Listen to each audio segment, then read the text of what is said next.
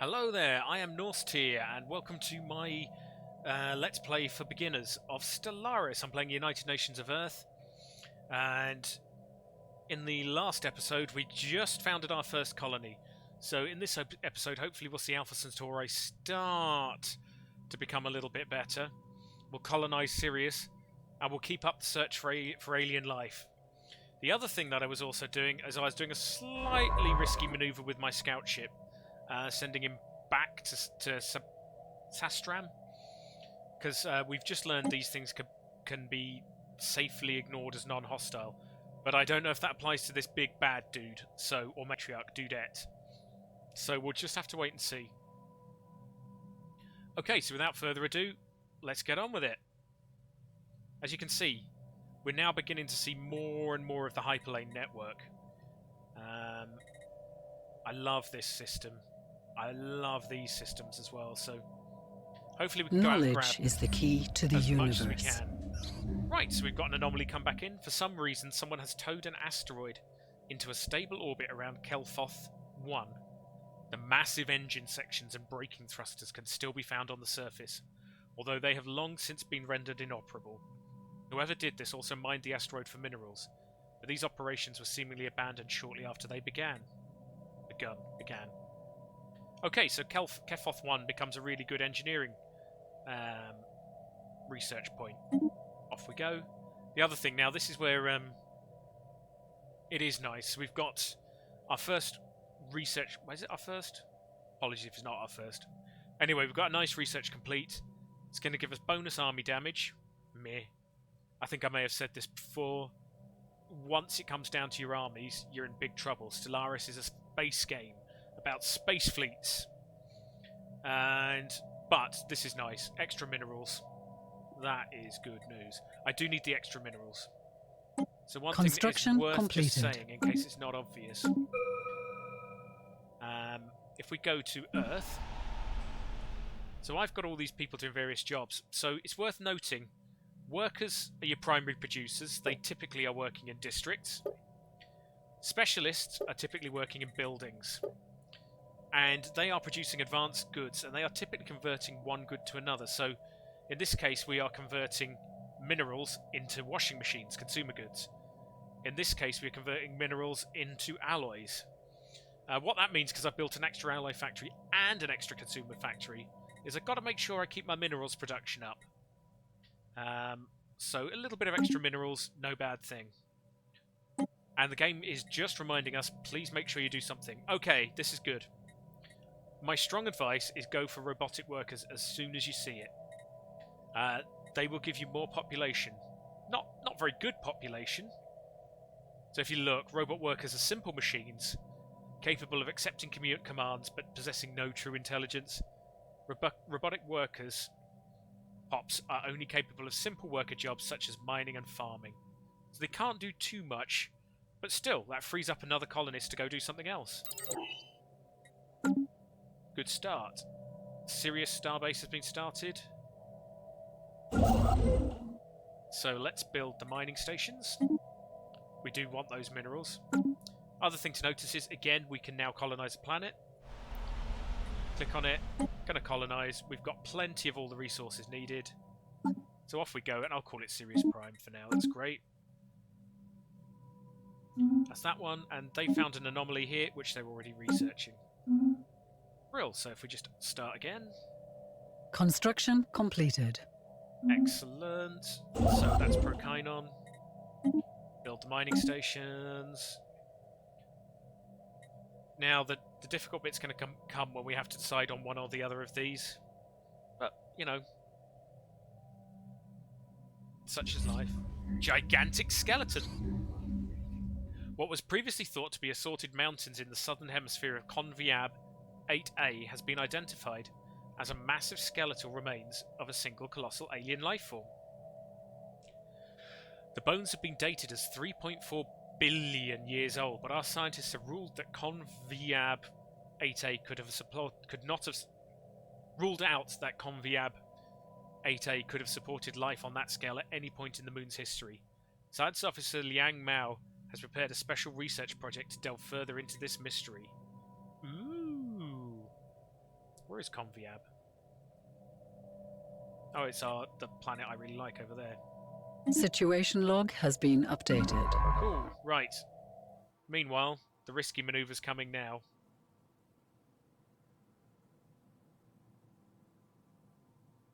Come on. Come on. That looks hostile. That really does look hostile. Out there, please. Get out there. Okay, well, mental note, that wasn't my best plan. Evasive maneuvers. Yeah, good. Run away, run away, run away. Thank you. And go and do this research project. We want to see what that giant skeleton was. Construction completed. Nice. So Sirius is finished. We do not have enough influence to build the Fiona's starbase. But I'm going to move there anyway, because we'll be ready to go when we can. We have detected an anomaly. So Kelfoth again, or Kephoth. A routine anomaly. Although Kephoth 3A appears to be totally desolate and devoid of life, our scanners have picked up an encrypted signal emanating from it. Sure, let's research that. Construction completed. Okay, similar problem over here. Prokainen is going to go to Veldaram, but I haven't got enough influence for an outpost. That's okay. We knew Research concluded. Knew it would be a little bit tight at first. Right, we have completed administrative AI, which is a straight up buff to research speed, so that's great. So all of these are plus 5% now. So we've got basic combat roles, which is a combat computer. We have improved deflector shields, ship components. Or we've got global energy management, which is a building. Well, it gets us an edict. And also gets us a building. I might go basic combat roles. It'll help all of our ships. We're not running short of energy at the minute, so yeah, let's go with that.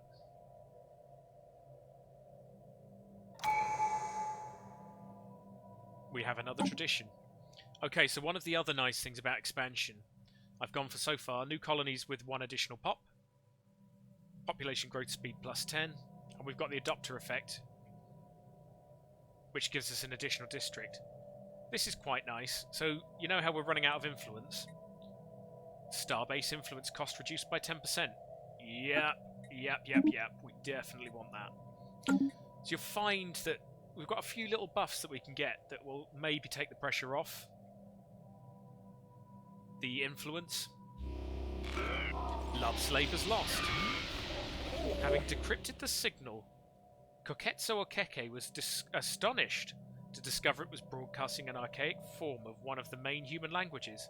Speaking in these 1,000 Wentsforths, it appears to be reciting one of the lost works of William Shakespeare, a renowned human playwright who lived some 600 years ago. It appears that the broadcasting device, a simple satellite dish protected by a small shelter, is the only non-natural structure on the moon. There is no hint as to who left it there or why, but going by the wear and tear in evidence, it must have been here since shortly after the play was first written, long before humans learned the secret of space travel. We can only assume it was left there by ancient visitors to Earth, who took a liking to the play, and decided to pay our species a strange and unexpected tribute. Wonderful! So we can gain loads of unity, or we can be a bit happier for a while. I'm going to take the unity. We only produce 20 a month, so yeah, cool. Wonderful news! Disseminate the recording across the nation! Excellent. There's another colony ship being built. Notice how Alpha Centauri is still being built. So, you know, colonies are a long-term investment. They are a good long-term investment. System survey concluded. Kephoth. How are we doing for time? Oh, plenty of time. Mass extinction. Burned planet. One of the planets orbiting this star bears the still open wounds of some past calamity. Its surface is a roiling sea of half-melted minerals boiling into a superheated atmosphere. But human astronomers claim it may once have supported life. A special project has been issued to study the molten planet. Do you know what? Let's just do that. Oh, hang on. project hasn't Situation log has been There we are. updated. Research that, please. Just keeping an eye out for that to tick over. Used to be 75, but it should be about 68 now, with the 10% off. I wouldn't mind another science Anomalous ship. readings registered. I do like science ships. 234-112 is home to a number of exquisite impact craters. However, something breaks the visual uniformity in one of the larger ones. Yeah, let's research that. The special project has concluded. Mass extinction, Molten. The unfortunate fate of the planet can be laid squarely at the feet of cosmic whims. Some gravitational disturbance. After eyeing the system sun with some suspicion, our scientists named a transient space-time anomaly as the likely culprit. Right, some gravitational disturbance forced the planet from its natural orbit to one much too close to the sun. Although the planet is slowly spiralling out towards its original orbit, it has been cooking in the residual heat of the star ever since. Ow. So if you could get on with your research here, please. And then let's queue up the other ones. And you can see we've now got a little bit more of an overview of what's going on here. So let's try this and this. Oh, and one of our scientists has leveled. Okay. We now have enough for another planet. For another starbase. Let's go for that one. It's a lot of resources. Meanwhile, Alpha The special Centauri project is has still concluded. not productive. Our continued studies of the massive skeletal remains on Conviab's 8A have managed to shed some light on how the creature ended up on the moon. There are very faint residual energy readings that indicate some kind of dimensional portal existed briefly towards the rear of the skeleton. Science officer Ryuto Nakajima theorizes that the creature passed through the gateway from another dimension only to quickly perish in the hostile environment of Conviab 8A. Why it did this and where it came from are questions that may never be answered. Astounding! Actually, that is pretty cool. So, UNS Hawking is not doing very much. So we'll send you down there to survey this, and then I'm just going to go for the ones which have got the special things in. So let's see what happens. A new world of opportunities awaits. So that's the colonization of Sirius Prime. Anomalous readings registered. Alien drag racing. The crater on 234-112 exhibits long, irregular marks imprinted into the relatively soft upper layers of the asteroid. Science officer Colin Merchant has recovered some interesting, unexpected wreckage from the edges of the depression. Wheeled vehicles, seemingly personal transports rather than research craft. The crew of the UNS Walter Raleigh speculate that the crater may once have been used for sport, with some alien species pitting their personal locomotion devices against each other in tests of mechanical strength or speed in near zero G. Okay, so massive boost to engineering research there. And we found another anomaly.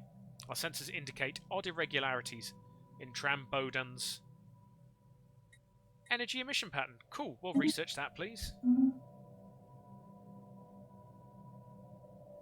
So you notice in Valderan... Oh, I love it when you get those extra visibilities. Construction completed. There we go. So we have the starbase there. More tech. Monthly Unity. I like Unity, so that's great. That's 10% boost. We are beginning to get a couple more edicts now. So if we go to edicts, you'll notice we started off with fortifying the border and encouraging political thought. We now have education campaign and recycling campaign. These both cost money, and we've got plenty of money at the minute. So maybe the leader experience gain might be good. Yeah, I'm going to do it. We've got the money. And the more experience that the leaders gain, so if we look at our leaders, they will gain, for the skill level, they will gain a little bit of a buff. So for instance, Edgar Lancashire, because of his skill level, gets a little bit of extra resources, a little bit of extra less empire sprawl, and a little bit less crime. So yeah, I think I will do that. Let's go for the edict. Educational campaigns. Done. Edict capacity is 1. That will change in a second. So we do a new research.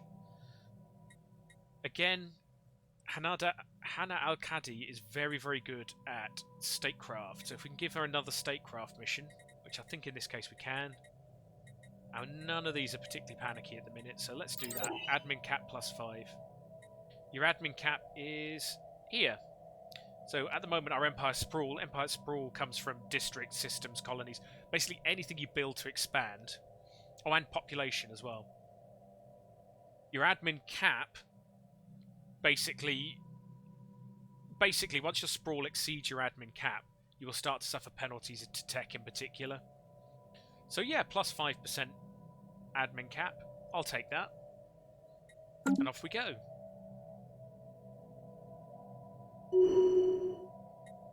I'm just going to do it as well. Oh, President Dolores Mwanga has developed new skills. Go Dolores. So she was already an explorer and a space miner. Oh, hang on, which one is it? I'm not sure which one the new one is. Oh, anyway, 3's pretty good. Trade value +10 is great. I love space miner in the early game. Love it. And explorer. Actually, do you know what? I'm going to build two new science ships. I've been saying it. I love science ships.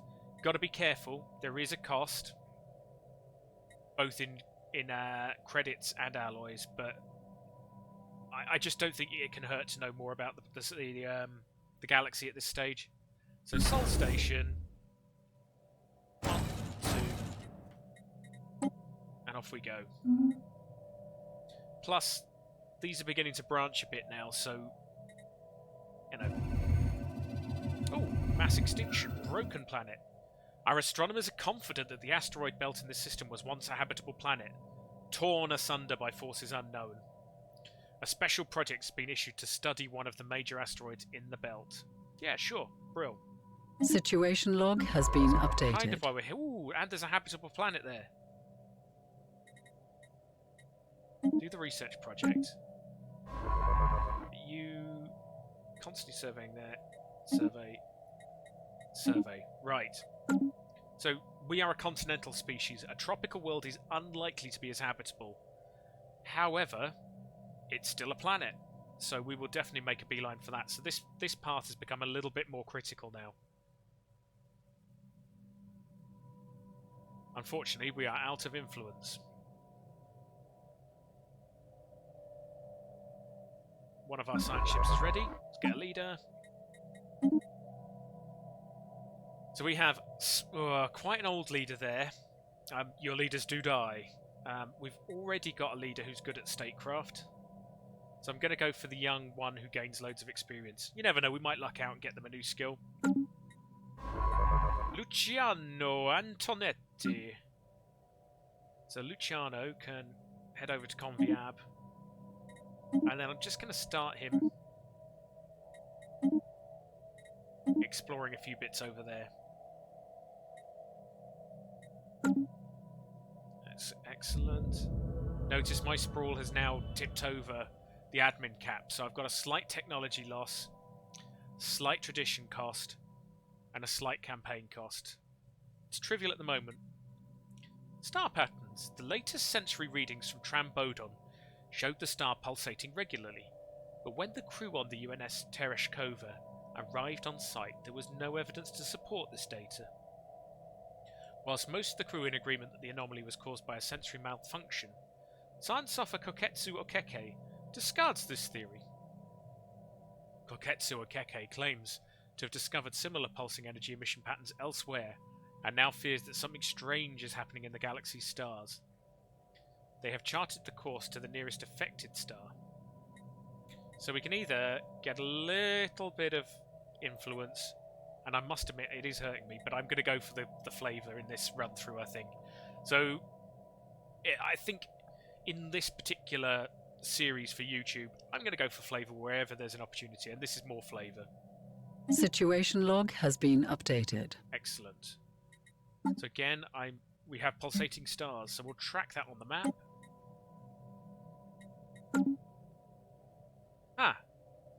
Is that it? Pulsating stars. Ah, we've already surveyed that system. Okay, well, when we build our new science ship, we'll go do that. The special project has concluded. Oh, mass extinction asteroid. The asteroid is actually a chunk of what was once a habitable and probably inhabited planet. Regular but overlapping fracture patterns indicate that the planetary demolition was intentional and controlled, if somewhat rushed. All signs point to this planet being the homeworld of whatever species destroyed it. We may never know what drove them to consider planetary annihilation to be the lesser evil, and perhaps we should be grateful for that. Okay. So we've got an idle science ship here, so let's go down and do whatever this mission is. Still waiting on influence. Okay, well that's ticked us over, and as you can see, in the 20 minutes, we still not got profitable planets. So, you know, they are a long-term investment. But anyway, hope you're enjoying it. Please do subscribe and like the video if you are. And also remember that at midday on British summertime, I will be playing the Starfox Commonwealth, another Stellaris game on Twitch. And you can obviously ask me questions in real time, or just come along and have a chat. Thanks very much. Take care.